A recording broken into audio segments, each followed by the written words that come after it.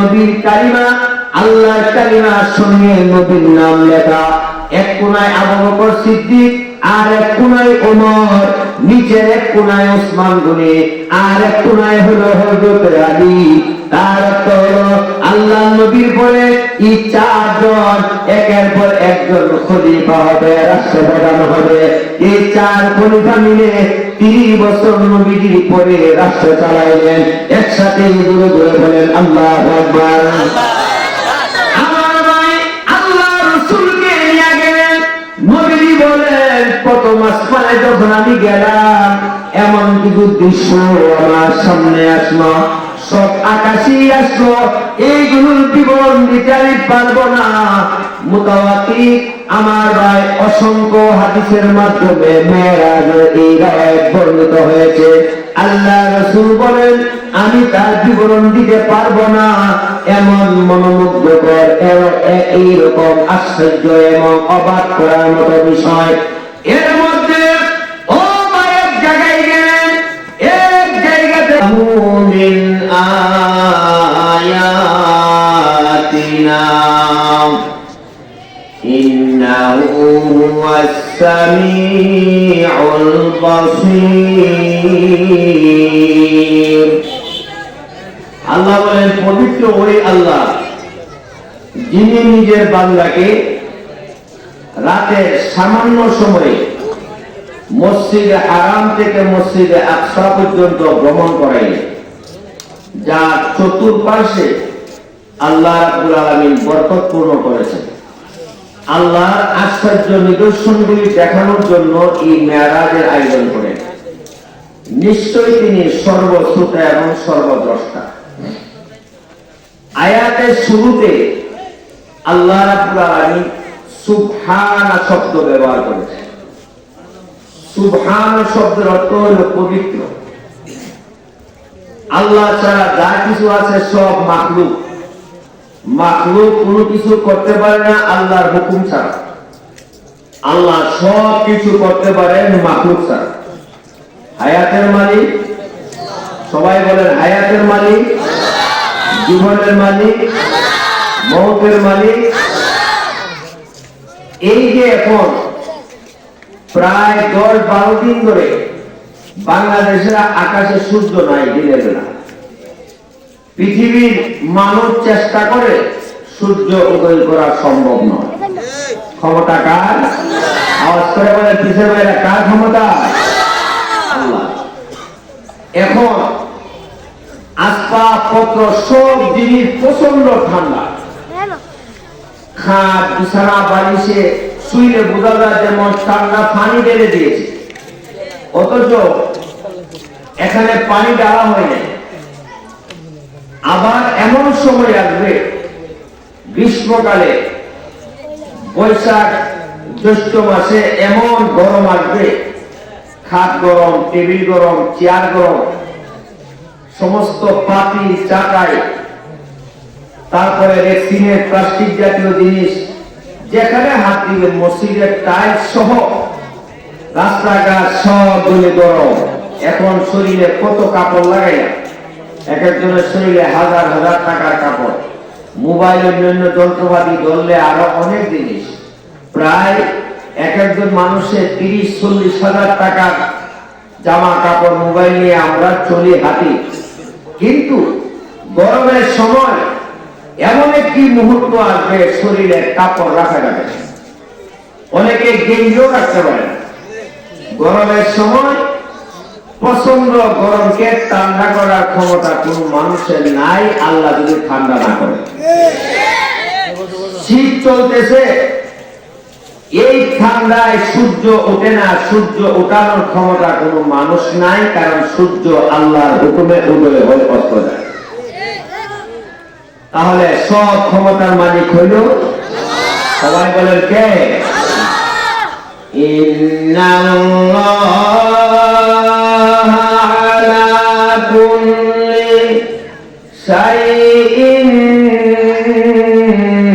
কাদির। নিশ্চয়ই আল্লাহ রাব্বুল আলামিন সর্বশক্তিমান। আরেক আয়াতে আল্লাহ রাব্বুল আলামিন বলেন আন্নাল কুওয়াতা লিল্লাহি জামিআ,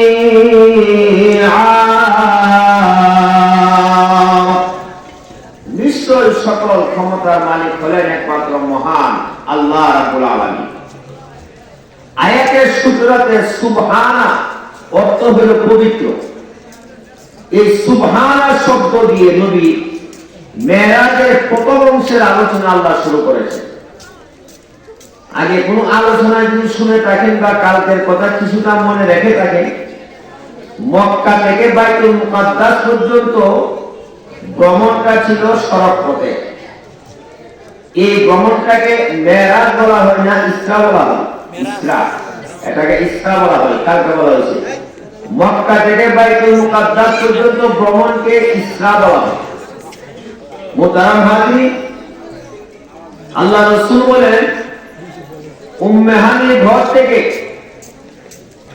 আল্লাহ রাসূল সাল্লাল্লাহু আলাইহি সাল্লাম ফেরেশতাদের সঙ্গে মেরাজে রওনা হলেন। মেরাজ কমপ্লিট করে এসে দেখলেন ঘরের দরজাদের টান দিয়ে গিয়েছিলেন, যাওয়ার সময় শিকলটা নড়াচড়া করতেছিল। মেরাজ করে এসে দেখে এখনো শিকল লড়তেছে, লড়ে শেষ হয়ে দাঁড়াইনি। তাহলে এই কথাটি বুঝে থাকলে বলুন তো, রাসূলের এই মেরাজে সময় বেশি লেগেছিল না কম লেগেছিল? কম লেগেছিল। পুরা ঘটনাটাই আল্লাহর কুদরত। এখন এত দীর্ঘ রাস্তা রাসূল পাড়ি দিলেন। দুনিয়ার জমিন থেকে প্রথম আকাশ 500 বছরের রাস্তা। প্রথম আকাশ পুর হলো 500 বছরের রাস্তা পরিমাণ।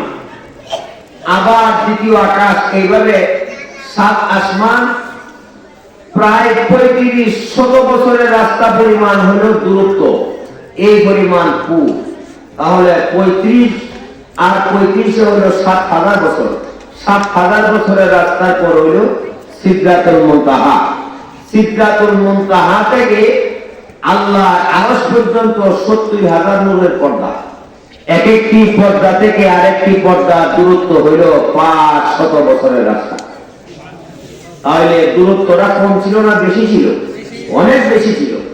আমার ভাই, এত দীর্ঘ রাস্তা রাসূল পাড়ি দিলে দরজা আগিয়ে গেলে দরজার শিকল নড়াচড়া করছে। রাসূল মেরাজ শেষ করে এসে দেখে এখনো পর্যন্ত শিকল নড়াচড়া করে দাঁড়ায়নি। তাহলে অল্প সময়ের ভিতরে এই বিরাট বড় সফর সম্পন্ন করলেন। এটা আল্লাহর কুদরত। এই কুদরত বোঝানোর জন্য আল্লাহ আয়াতের সূচনায় বলেন সুবহানা, আমি আল্লাহ এত অল্প সময়ে লক্ষ কোটি কোটি মাইল ভ্রমণ করিয়ে রাসূলকে আবার ফিরিয়ে দিতে পারি।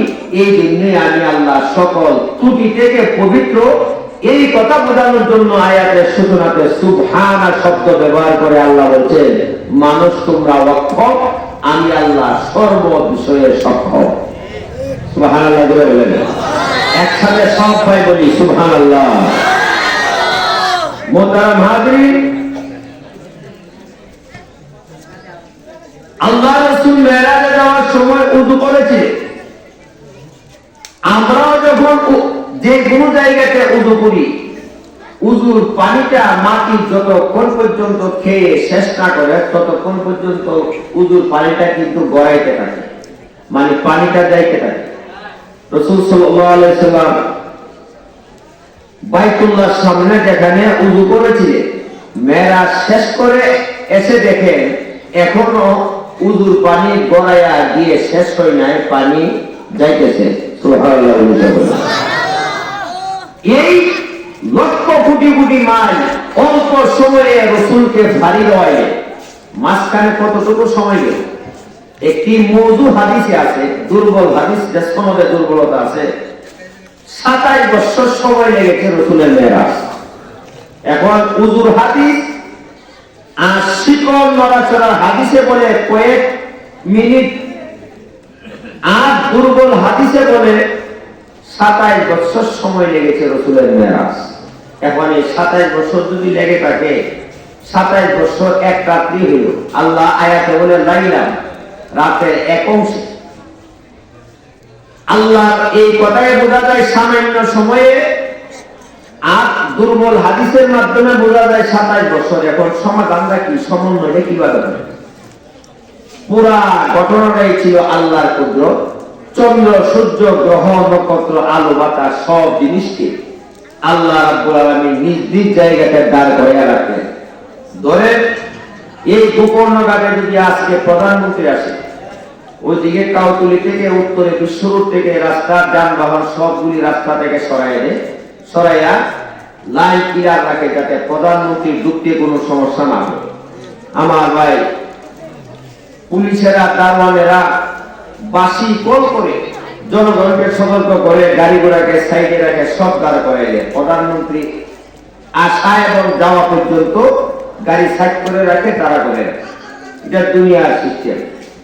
আল্লাহ পাক রব্বুল আলামিন চন্দ্র, সূর্য, গ্রহ, নক্ষত্র, আলো, বাতাস, মায়ের গর্ভের সন্তান, গাভীর গর্ভের সন্তান, সব জিনিসকে আল্লাহ নিয়ন্ত্রণ করে রেখেছিলেন। আর আল্লাহ তাআলা বলেছিলেন, দাঁড়িয়ে থাকো, আমি পরবর্তী নির্দেশ দেওয়া না পর্যন্ত চন্দ্র সূর্য উদয় হয়েও না, রাত্র প্রভাত হয় না। সুবহানাল্লাহ। একটি রাত্রকে এই পরিমাণ লম্বা করা আল্লাহর কুদরতের দ্বারা সম্ভব না অসম্ভব? সম্ভব। এই সম্ভব বোঝানোর জন্য আল্লাহ তাআলা বলছে, সুবহান, আমি আল্লাহ পবিত্র, আমি আল্লাহ সক্ষম, তোমরা মানুষ হলে দুর্বল। সুবহানাল্লাযী আসরা বিআবদিহি লাইলাম মিনাল মাসজিদিল হারাম ইলাল মাসজিদিল আকসা الذي باركنا حوله لنريه من آياتنا إنه هو السميع البصير। মক্কা থেকে আল্লাহ রাসূল বাইতুল মুকাদ্দাস যেতেছিলেন, এই গমনটাকে ইসরা বলা হয়। মোহতারাম হাজিরিন, আল্লাহ পাক রব্বুল আলামিনের নবীকে জিবরিল আলাইহিস সালাম আরো একটু সামনে নিয়ে গেলেন। এখানে গিয়ে দেখে আল্লাহ রাসূল সাল্লাল্লাহু আলাইহি ওয়াসাল্লাম দেখেন একদল মানুষকে উট, গরু, বকরি, ছাগল, ভেড়া, দুম্বা তাদের শিং দিয়ে মানুষগুলিকে আঘাত করতেছে, গুতা দিতেছে, আর এই লোকগুলি চিৎকার করতেছে। জিবরিল আলাইহিস সালাম বললেন যে, হুজুর, এই লোকগুলিকে চিনেছেন? বলে, না, চিনতে পারি। তখন জিবরিল ফেরেশতা বললেন, এরা আপনার উম্মতের ওই সমস্ত লোক যাদেরকে আল্লাহ গরু, ছাগল, মহিষ, দুম্বা, মহিষ দান করেছিল, কিন্তু এরা তাদের যাকাত আদায় করে না। যাকাত না দেওয়ার কারণে গরু, ছাগল, মহিষ, দুম্বা তাদের মালিককে আঘাত করতেছে। এইভাবে গরু, ছাগলের আঘাত পার খেতে থাকবে, কিয়ামত পর্যন্ত এই শাস্তি চলবে। একসাথে সকলে বলেন নাউযুবিল্লাহ, আবার বলেন নাউযুবিল্লাহ। আল্লাহ নবী সাল্লাল্লাহু আলাইহি সাল্লামকে এইভাবে করে আযাব গজব আমার ভাইরা যেগুলি দেখালো, আমি অসংখ্য আযাব আর গজবের কথা পিছনে ফেলে দিয়ে আসলাম। আমার ভাই, এইগুলি সব বললে সামনে আর রাসূলকে নিয়ে যাওয়া যাবে না। আমার ভাই, কিতাবে উল্লেখ করা হয় আল্লাহ নবীকে, ও পৌরবাসী ভাই বোনেরা, জিবরাইল আলাইহিস সালাম আরো একটু সামনে নিয়ে গেলেন। এই সামনে যখন গেলেন রে, এখানে গিয়া দেখে একটি ভয়াবহ দৃশ্য। একদল মানুষ, এই মানুষগুলি আমার ভাই জমিনে শোয়া, দুই পাশে দুইজন লোক, দুজনের হাতে বড় বড় দুইটা পাথর। এই লোকটার মাথায় একদিক থেকে একজনের পাথর দিয়া দিন মারে, পাথর দিয়া ইটা মারে, আঘাত করে, আঘাত লেগে মাথাটি ভেঙে চুরমার হয়ে যায়, পাথরটি ছিটকে গিয়ে দূরে পড়ে। লোকটি লোকটি পাথরটি কুড়িয়ে আনতে যায়, উঠাইয়ে আনতে যায়, এর মাঝখানে আবার সেই মাথা আগের মতো ভালো হয়ে যায়। একসাথে জোরে জোরে বলি আল্লাহু আকবার। ওই পাশের লোকটা আবার পাথর মারে। আগে যে লোকটি মেরেছিল উনি তো পাথর উঠায় আনলেন, এনে ওনার জায়গায় দাঁড়ালেন। অপর দিকের লোকটি আবার মাথাটি ভালো হওয়ার পরে আবার মাথাতে আঘাত করে এমন বিকট চিৎকার মারে, আল্লাহ বাঁচাও বাঁচাও, এই অপরাধ অন্যায় আর আমি করবো না, আবার দুনিয়াতে পাঠিয়ে দাও, সারা জীবন ইবাদত বন্দেগী করে আনবো। আমার ভাই দ্বিতীয় দিকের লোকটা পাথর মারে, এমনি করে মাথাটি ভেঙে চূর্ণ বিচূর্ণ হয়। এরপরে পাথর উঠায়া আবার আনতে যায়, এর মাঝখানে মাথা বড় হয়ে যায়। নবীজি বলেন জিবরাইল বড় নির্দোষ ভাবে শাস্তি দেওয়া হচ্ছে, মাথা ভাঙা হচ্ছে। আল্লাহ নবী বলে, এ জিবরাইল, এই লোকটাকে কেন এভাবে করে শাস্তি দেওয়া হয়, তার অপরাধ কি, অন্যায় কি? এবার জিবরাইল আলাইহিস সালাম বলেন, নবী গো, এই হলো আপনার উম্মতের বেনামাজি দল, বেনামাজি ব্যবসায়ী, ব্যবসার কারণে নামাজ পড়তে পারে নাই। বেনামাজি রাষ্ট্রপতি, রাষ্ট্র চালাইতে গিয়ে নামাজ পড়ে নাই। বেনামাজি সাধারণ মানুষ, বেনামাজি চাকরিজীবী। ইয়া রাসূলুল্লাহ, হাদিস কোরআনের বহু কথা এরা শুনেছিল, জেনেছিল, নামাজের কথা এরা শুনেছিল, কিন্তু নামাজ পড়ে নাই গো নবীজি। সত্যি কাহিনী করে এরা নামাজ ছেড়ে দিয়েছিল। নামাজ ছেড়ে দেওয়ার কারণে এই শাস্তি বেনামাজির কবরে হবে। আমার ভাই, আল্লাহ রাসূল জিবরাইলকে বলে, ও জিবরিল, অন্য অঙ্গগুলি তো ভাঙতে পারত, কিন্তু মাথাটা কেন ভাঙলেন? একসাথে জোরে জোরে বলি আল্লাহু আকবার। ভাই একটু শান্ত হয়ে বসি, হাসি তামাশা না করি, একটু সুন্দর করে একটু বসার চেষ্টা করি। কেউ কাউকে ধরার দরকার নাই, গুতা দেওয়ার দরকার নাই। গুতা দেওয়ার সময় বহুত আছে। মাহফিল শেষ হইলে সারাদিন গুতাইলেও কেউ এসে বলবে না কেন গুতাগুতি করবা। তো কাজেই মাহফিল চলাকালীন সময় আমরা একটু সুশৃঙ্খল ভাবে বসার চেষ্টা করি। আমার ভাই, আল্লাহ জিবরিল বললেন, নবীজি, অঙ্গ অঙ্গ অঙ্গ না ভাঙ্গিয়া মাথাটা কেন ভাঙ্গা হয়? এর কারণ হলো নবী, এই মানুষ নিজের মাথা নিজের এত কাছে হাত দিয়ে মাথাটি ধরতে পারে, কপালটি ধরতে পারে, চোখ ধরতে পারে, নাক কান ধরতে পারে, কিন্তু চোখ দিয়ে মাথা, কপাল, নাক, মুখ এগুলি নিজেরটা নিজে দেখতে পারে না। অগনবীজি, চেহারা যেমন নিজের চেহারা আয়নার মাধ্যম ছাড়া মানুষ দেখতে পারে না, অনুরূপ ভাবে এই চেহারা মাথা যিনি বানালে, এই মহান মালিক আল্লাহকেও দেখা যায় না। সুতরাং এই মাথা দিয়ে আল্লাহ কুদরতি পায়ে সেজদা দেওয়ার কথা ছিল, করে নাই। এই মাথা দিয়ে মাবুদকে রূপক করে নাই, সেজদা করে নাই।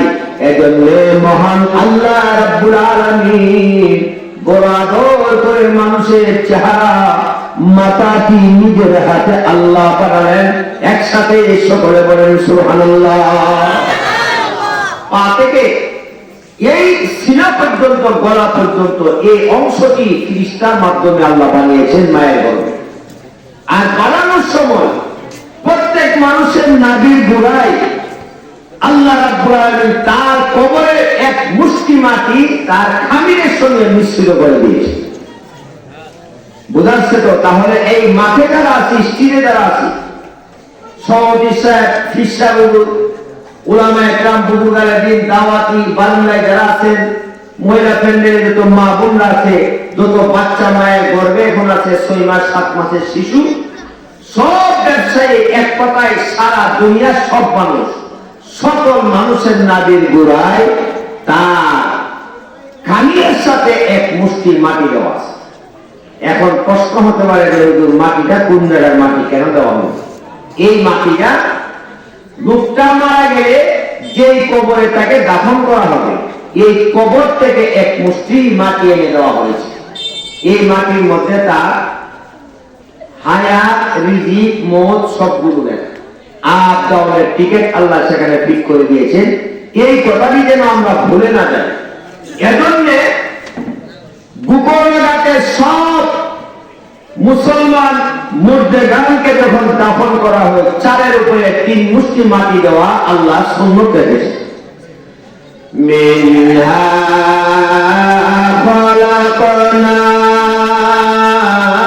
খালাকনাকুম, এই আয়াত পরে প্রথম মুষ্টি মাটি দেওয়া। ওয়া ফিহা নুঈদুকুম,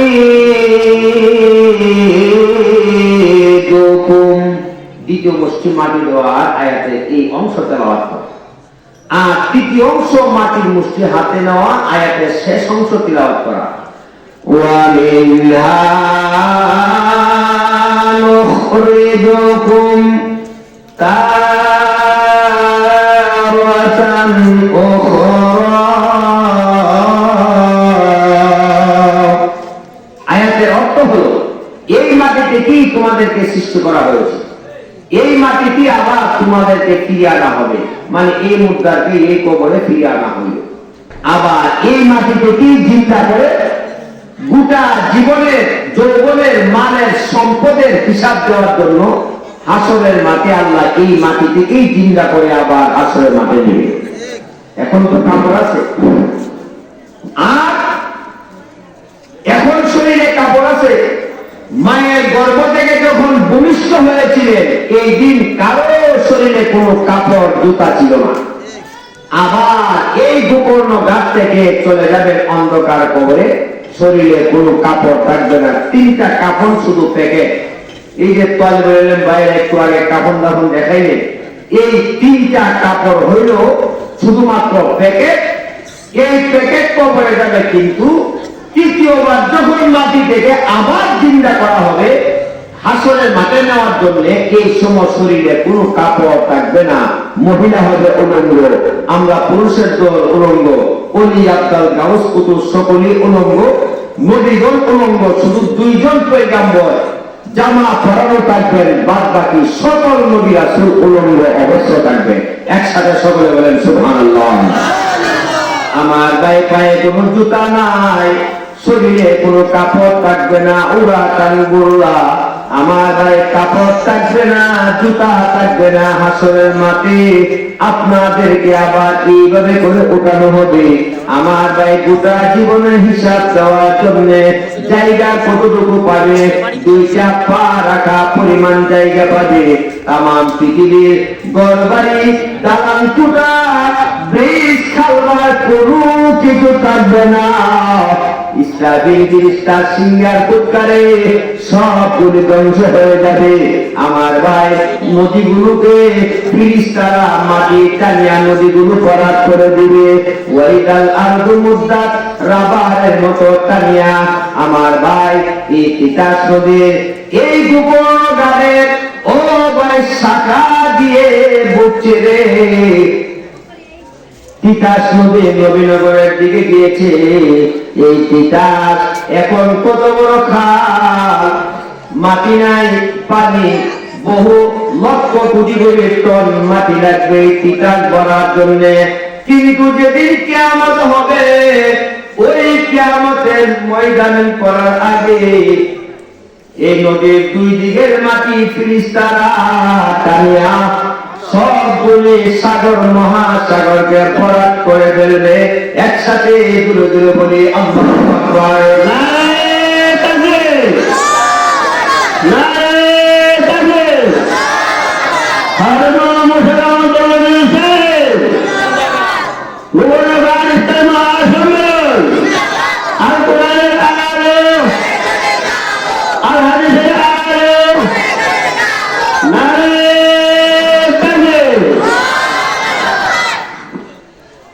সেই দিন কোনো মানুষ বাঁচতে পারবে না। আমার ভাই, এই আখিরাতের দিনে জান্নাত জাহান্নাম সবগুলি এবং তায়েফের মর্মান্তিক নির্যাতন সব জিনিসে দেখানো সান্ত্বনা, বিশেষ মাশওয়ারা পরামর্শের জন্য আল্লাহ রাসূলকে মেরাজে আল্লাহ দাওয়াত করলেন। একসাথে জবান করে বলেন সুবহানাল্লাহ। আমার ভাই, কিতাবে উল্লেখ করা হয় হযরতে জিবরিল আলাইহিস সালাম আল্লাহ নবী সাল্লাল্লাহু আলাইহি ওয়াসাল্লামকে বুরাক সহ আমার ভাই নিতে নিতে নিতে নিতে আরো সামনে নিয়ে গেলেন। আমার ভাই সামনে যখন নিয়ে গেলেন, আল্লাহ নবী হযরত জিবরিল আলাইহিস সালামকে বললেন, ও জিবরাইল, গন্তব্যের পথ আর কতটুকু বাকি আছে? এবার জিবরিল বলে, হুজুর, সামনে স্থবির বাইতুল মুকাদ্দাস, এখানে কিছু পর্ব আছে। ইয়া রাসূলুল্লাহ, এই পর্ব সমাধান করে আমরা উর্ধ্ব জগতে রওনা হব, মেরাজে রওনা হব, জমিনের ভ্রমণ শেষ হয়ে যাবে। একসাথে সকলে বলেন সুবহানাল্লাহ। আল্লাহ রাসূল সাল্লাল্লাহু আলাইহি ওয়াসাল্লাম বলেন, আল্লাহর মুয়াজ্জিন উকিমাতুস সালাত ফাআম্মানি জিবরাইল ওয়া সাল্লাইতু বিহিম রাকাতাইন। জিবরিল আলাইহিস সালাম আল্লাহ রাসূলকে নিয়ে বাইতুল মুকাদ্দাসে হাজির। রাসূল বলেন, আমি গিয়ে শুনি আযানাল মুয়াজ্জিন, মুয়াজ্জিন সাহেব আযান দিতেছে। উকিমাতুস সালাত, নামাজের জন্য জমাত সারিবদ্ধ হয়ে মানুষ দাঁড়াচ্ছে। এই একজন মানুষও পরিচিত ছিল না। ওয়া সাল্লাইতু বিহিম রাকাতাইন, আমি আমার পিছনে মুসল্লিদেরকে নিয়ে 2 রাকাত নামাজ পড়লাম। ফাআম্মানি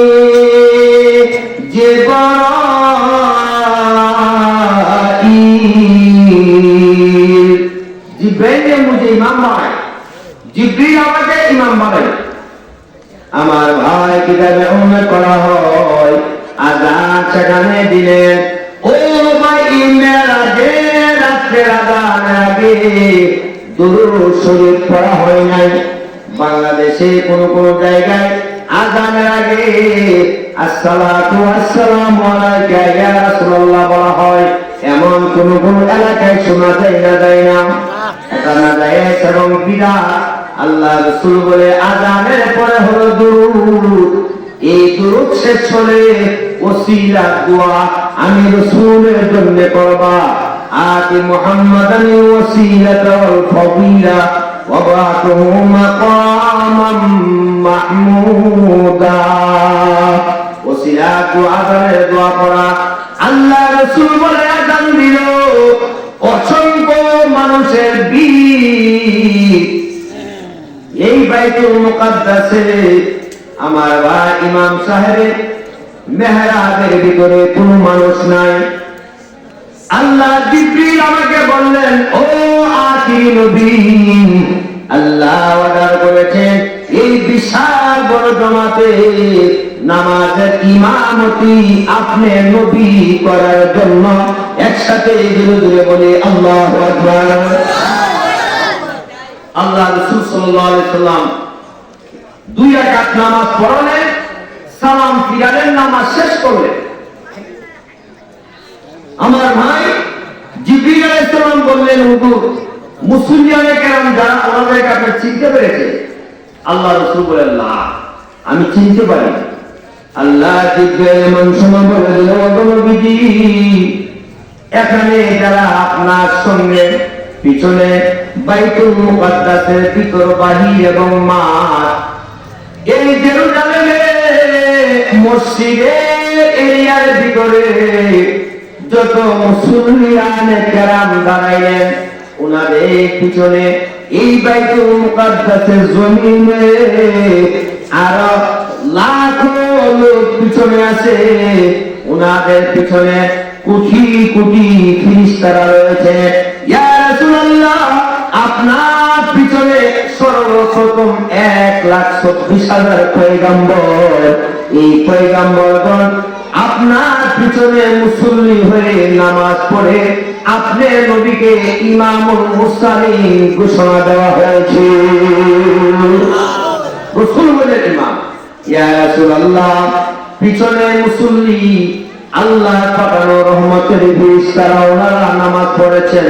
সুতরাং আমাদের নবী মানুষের নবী, জিনগরিদেও দানবের নবী, গর্তের পিপিলিকা থেকে নদীর মাছের নবী, ধনী গরিব আবাল বৃদ্ধ বনিতা তামাম পৃথিবীর নবী, বিশ্ব নবী, এমনকি ফেরেশতাদের নবী, নবীদের নবী, আমাদের পয়গম্বর আল্লাহ রাসূল সাল্লাল্লাহু আলাইহি সাল্লাম বলে, আমি যখন নামাজ পড়ব আমি শেষ করলাম, ফেরেশতা জিবরাইল বলল 1,24,000 পয়গম্বর এখানে উপস্থিত রয়েছেন আপনার মুসল্লি।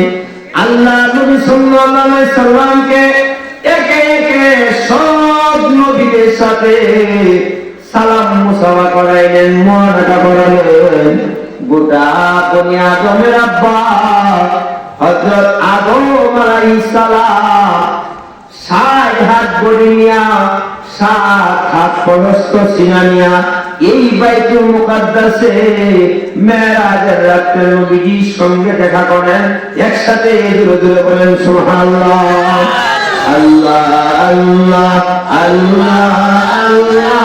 আল্লাহ আল্লাহ আল্লাহ আল্লাহ আল্লাহ আল্লাহ আল্লাহ আল্লাহ আল্লাহ আল্লাহ আল্লাহ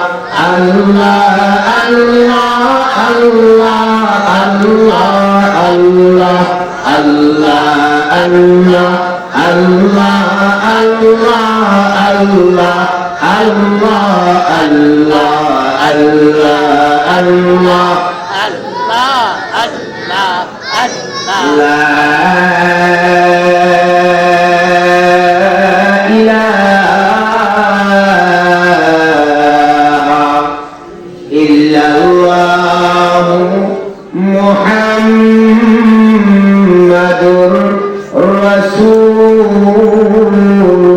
রাসূলুল্লাহ সাল্লাল্লাহু আলাইহি ওয়াসাল্লাম। মুহতারাম হাজির, আল্লাহ জিবরাইল আমাদের নবীকে সকল নবীদের সঙ্গে পরিচয় পর্ব যখন সমাধা করলেন, আল্লাহ নবী আদম আলাইহিস সালাম সকল নবীগণকে দাওয়াত করলেন। ও আল্লাহ নবীগণ রাসূলগণ, বাইতুল মুকাদ্দাসের সংক্ষিপ্ত একটি সভা হবে, একটি মাহফিল হবে, সবাইকে দাওয়াত করা হলো। সব নবীগণ সেখানে উপস্থিত থাকবেন। উপস্থিত হয়ে আপনারা সভা শুনবেন, মাহফিল শুনবেন। আদম আলাইহিস সালাম যখন কি ঘোষণা দিল, আমার ভাইরা, এই দুকর্ণ ব্যাগবাসী, ও পর্দা নিশিন মায়েরা, মুরব্বীরা, যুবকেরা, কিতাবে উল্লেখ করা হয় আদম আলাইহিস সালাম, মূসা আলাইহিস সালাম, দাউদ আলাইহিস সালাম, সুলাইমান আলাইহিস সালাম, ঈসা আলাইহিস সালাম, আর আমাদের আখিরি নবী মুহাম্মদ রাসূলুল্লাহ সাল্লাল্লাহু আলাইহি সাল্লাম, এই 5-6 জন পয়গম্বরকে বয়ানে দেওয়ার জন্য পরামর্শ করলেন। একসাথে জোরে জোরে সকলে একবার বলুন আল্লাহু আকবার। মেহেরবানি করে আমরা নীরব থাকার চেষ্টা করি, নড়াচড়া না করি, নীরব থাকা অশৃঙ্খল করার চেষ্টা আল্লাহর হস্তে না করি। সুবহানাল্লাযী আসরা বি'আবদিহি লাইলাম মিনাল মাসজিদিল হারামি ইলাল মাসজিদিল আকসা الذي باركنا হাওলাহু লিনুরিয়াহু মিন আয়াতিনা ইন্নাহু হুয়াস সামিউল বাসীর। মক্কা থেকে বাইতুল মুকাদ্দাস এই পর্যন্ত গিয়ে সকল নবীদের সমাবেশে প্রথম বয়ান করলেন হযরত আদম আলাইহিস সালাম, এরপরে বয়ান করলেন ইব্রাহিম আলাইহিস সালাম, এরপরে কথা বললেন হযরত মূসা আলাইহিস সালাম, দাউদ আলাইহিস সালাম, সুলাইমান আলাইহিস সালাম, হযরত ঈসা আলাইহিস সালাম, সর্বশেষ আমাদের নবী হযরত মুহাম্মদ রাসূলুল্লাহ সাল্লাল্লাহু আলাইহি ওয়াসাল্লাম। আমার ভাই, বয়ানের পর্ব শেষ হলো। আল্লাহ রাব্বুল আলামিনের ফেরেশতারা, আল্লাহর ফেরেশতাগণ আমাদের নবীর সামনে জান্নাতি একটা ট্রে নিয়ে আসলেন। ট্রে, চায়ের কাপ এবং গ্লাস যেখানে রাখা হয় এমন একটি পাত্র সামনে নিয়ে আসলেন। একটি গ্লাসের মধ্যে ছিল দুধ, আরেকটি গ্লাসের মধ্যে ছিল মধু, আর একটি গ্লাসের মধ্যে ছিল শরবত, আরেকটি গ্লাসের মধ্যে ছিল দুনিয়ার মিষ্টি পানি। বর্তমান এই পৌরসভার ভিতরে যত টিউবওয়েল আছে এই টিউবওয়েলের পানি আমার ভাই আল্লাহ নবীর সামনে দিলেন। আল্লাহ নবী সাল্লাল্লাহু আলাইহি সাল্লামের সামনে এই গ্লাসগুলি রাখা হলো। আল বিদায়া ওয়ান নিহায়াতুহা খাসাইসুল কুবরাতে লেখা হয় 5 নম্বর আরেকটি গ্লাস ছিল, এর মধ্যে মদ রাখা ছিল। একসাথে দূরে দূরে পড়েন নাউযুবিল্লাহ। মদখুরের শাস্তি কাকে গেছে আমার ভাই। এই 5টি গ্লাসের মধ্যে দুধ, মধু, পানি, শরবত আর মদ, এই 5টি গ্লাস রাখা হলো। আমাদের নবী সাল্লাল্লাহু আলাইহি সাল্লাম দুধের গ্লাসে হাত রাখেন। ফুটনায় বলেন আলহামদুলিল্লাহ। সবাই বলছেন আবার বলেন আলহামদুলিল্লাহ। মায়ের বুকে দুধ পান করেছেন, এখন গাভীর দুধ খাইতেছেন। আরো যতদিন আল্লাহ বাঁচিয়ে রাখেন খাবেন। রাসূল দুধের গ্লাস হাতে নিয়ে দোয়া করলেন, আল্লাহুম্মা বারিক লানা ফি ওয়াজিদনা মিনহু। এই দোয়া পাঠ করে আল্লাহ রাসূল সাল্লাল্লাহু আলাইহি ওয়াসাল্লাম 3 শ্বাসে দুধ পান করলেন। যখন আল্লাহ রাসূল সাল্লাল্লাহু আলাইহি ওয়াসাল্লাম দুধ পান করলেন দুধের গ্লাস নিয়ে, জিবরিল আলাইহিস সালাম বলেন আলহামদুলিল্লাহ, আলহামদুলিল্লাহ। আমার ইচ্ছা ছিল এইরকম, আল্লাহ পাকের মানসায় এলাহিও ছিল এইরকম। আপনি দুধ পান করেছেন, আপনি স্বভাব ধর্ম গ্রহণ করেছেন, ফিতরাত ধর্ম গ্রহণ করেছেন। একসাথে জবান খুলে বলেন সুবহানাল্লাহ। এই জায়গায় তারা বহু কথা আছে, এইগুলি ছেড়ে দিলাম, সামনে দিয়ে যায়। আমার ভাই কিতাবে উল্লেখ করা হয় এই দুধের পর্ব শেষ করে পয়গম্বরগণ যার যার জায়গায় চলে গেলেন। এবার আনা হলো মেরাজ। এই পর্যন্ত কথা দাগেরা সবগুলি হইল ইসরা ভ্রমণে, সড়ক পথের ভ্রমণ। সড়ক পথের ভ্রমণ গতকাল যদি কথা শুনে তাকে মনে রেখে থাকেন, মেরাজ 9 অংশ। মক্কা থেকে বাইতুল মুকাদ্দাস হইল 1 নম্বর পর্ব, 7 আসমানের 7 পর্ব, তেলে হইল 8 পর্ব। 70 আকাশ থেকে সিদরাতুল মুনতাহা পাড়ি দিয়ে আল্লাহর আরশ আযীম পর্যন্ত মেরাজের 9 নং পর্ব। তাহলে মেরাজের সর্বমোট 9 নং পর্ব। আমরা গেলাম শুধু প্রথম পর্ব শেষ করে, দ্বিতীয় পর্ব সবেমাত্র শুরু হবে। আমার ভাই কিতাবে আসছে এখন নবীর সামনে মেরাজ আনা। এখন মেরাজ কি শুধু সারা জীবন মেরাজের বয়ান শুনলাম? এই বয়ানে কোনো হুজুরে তো এই কথা বললো না যে রাসূলের নেওয়ার জন্য এখন মেরাজ আনবো। এখন এই মেরাজ কি জিনিস? মেরাজ আরবি শব্দ, আরবি শব্দ। ফিরে কামের আল্লামা মুফতি উসমান গনি ফারুকী মসজিদে খুতবা দেন শুক্রবারে যে মিম্বরে দ্বারা এই মাদ্রাসার সকল আসাদায়ে একরাম এক সময় মাদ্রাসাতে ফি ছিল না, এখন ফি আছে। মুক্তি ছিল না, মুক্তি আছে। এক সময় বক্তা ছিল না, এখন এই মাদ্রাসাতে বক্তা আছে। ছাত্র তৈরি করার কারিগর আছে। ছাত্ররাও কোন কোন ছাত্র উস্তাদের যোগ্যতা সম্পন্ন হয়েছে। এই জামিয়া নববিয়া মাদানিয়া ইসলামিয়া এখন একটি স্বয়ং সম্পূর্ণ মাদ্রাসা। একসাথে সকলে বলেন আলহামদুলিল্লাহ। সবাইকে বলছেন না, আবার বলেন আলহামদুলিল্লাহ। আমার ভাই, এই ওলামা একরাম যে সিঁড়িতে শুক্রবারে যে সিঁড়িতে দাঁড়িয়ে খুতবা দেয়, এটার এক নাম হলো মেরাজ। মেরাজ শব্দের অর্থ হলো মিম্বর। এরা একটু সাইড করে দিলে তো একটু ভালো হয়। ইহানো কাওয়ালি দিলে তো আলোচনা করতে ওই স্ত্রীর সামনে বাইরে যারা রাস্তায় কথা বলতেছে, আপনাদের আওয়াজটা একটু আমাদের মঞ্চে আছে, কিন্তু একটু দূরে গেলে একটু ভালো থাকে। ওই উত্তর দিকে বাইরা আপনারা একটু দূরে যান, না মাঠে এসে পড়ে। আল্লাহ পাক এই মাঠের কবর করে গোপনগাতের কবর জান্নাতের বাগান বানায় দেয়। সবাই বলে না আমিন, আর আওয়াজ করে বলে না আমিন। শুনেন, আর একটু মনে রাখার চেষ্টা করি। মসজিদের মিম্বরের এক নাম হলো মেরাজ। সিঁড়ি সিঁড়ি তাক্কার যে জিনিস, এর নাম হলো মেরাজ। দ্বিতীয় নাম হলো মিম্বর। এই যে সিঁড়িটা দুই তিনটা তাক আছে, এটাও মেরাজ। মেরাজ তো সিঁড়ি, গাছলা আছে, পুকুর আছে, নদীরে এই তিতাস নদীতে গোকর্ণঘাট লস ঘাট অনেক সিঁড়ি আছে। এই সিঁড়ির নাম হলো মেরাজ। এখন আমি আপনাদেরকে প্রশ্ন করি, আল্লাহ রসুলকে এখন নেওয়ার জন্য মেরাজ আইছে, তার মানে কি আসছে? সিঁড়ি আইছে। মেরাজ তো হলো আরবি শব্দ, এখন এটার বাংলা হলো সিঁড়ি। আরবি দ্বিতীয় শব্দ হলো মিম্বর। মিম্বর যেই কথা, মেরাজ সেই কথা, সিঁড়িও সেই। এখন আল্লাহ রসুলকে নেওয়ার জন্য মেরাজ আসছে, মানে সিঁড়ি আসছে।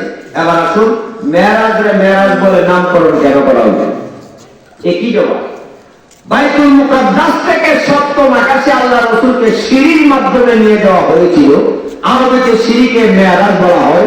এই জন্য পুরা ঘটনাটাকে, সফরটাকে মেরাজ বলে নামকরণ করা হয়েছে। সুবহানাল্লাহ বলে দাও। আমার ভাই, এখন জিবরিল আলাইহিস সালাম, মিকাঈল আলাইহিস সালাম দুই ফেরেশতা আল্লাহ রাসূল সাল্লাল্লাহু আলাইহি সাল্লামকে মাঝখানে বসালেন। বুরাককে বাইতুল মুকাদ্দাস রেখে গেল, সিঁড়িতে মাঝখানে আল্লাহ রাসূল সাল্লাল্লাহু আলাইহি সাল্লাম, সামনে জিবরিল ফেরেশতা, আর পিছনে হইল হযরত মিকাঈল আলাইহিস সালাম। এই তিনজন নবী, একজন ফেরেশতা, দুজন, তিনজন সিঁড়িতে উঠলেন, মেরাজে উঠলেন। সেটি জমিন থেকে বাইতুল মুকাদ্দাস থেকে দ্রুত গতিতে ঊর্ধ্ব জগতের দিকে নিয়ে রওনা হলো। একসাথে দুরূদ পড়ি আল্লাহু আকবার। আমার ভাই, কিভাবে উল্লেখ করা হয়, যেতে যেতে যেতে যেতে আমার ভাই বিদ্যুৎ গতিতে কোটি কোটি মাইল রাস্তা পাড়ি দিয়ে, 500 বছরের রাস্তা পাড়ি দিয়া, ও মুসলিম ভাইরা, আল্লাহ নবীকে জিবরাইল আলাইহিস সালাম প্রথম আসমানে গেটের দরজায় নিয়ে দাঁড় করাইলেন। গেটে আওয়াজ করলেন, ভিতর থেকে বলা হলো কে? এবার বলে দিল, আমি জিবরাইল। বলে আপনার সঙ্গে কে আছে? আমার সঙ্গে মুহাম্মদুর রাসূলুল্লাহ সাল্লাল্লাহু আলাইহি সাল্লাম আছেন, আর মিকাঈল ফেরেশতা আছেন। উপর থেকে বলা হলো, ওনাকে কি ঊর্ধ্ব জগতে নেওয়ার জন্য দাওয়াত করা হলো নাকি? জবাব দিলেন জিবরাইল, হ্যাঁ, দাওয়াত করা হয়েছে। এবার ফেরেশতারা গেট খুলে দিল। আমার মানে গেট যখন খুলে দেওয়া হলো, এবার প্রথম আসমানের লক্ষ কোটি কোটি ফেরেশতারা নবীকে সালাম দিলেন। নবীজির আগমনকে মুবারকবাদ জানাইলেন, মারহাবা, শুভেচ্ছা, স্বাগতম জানাইলেন।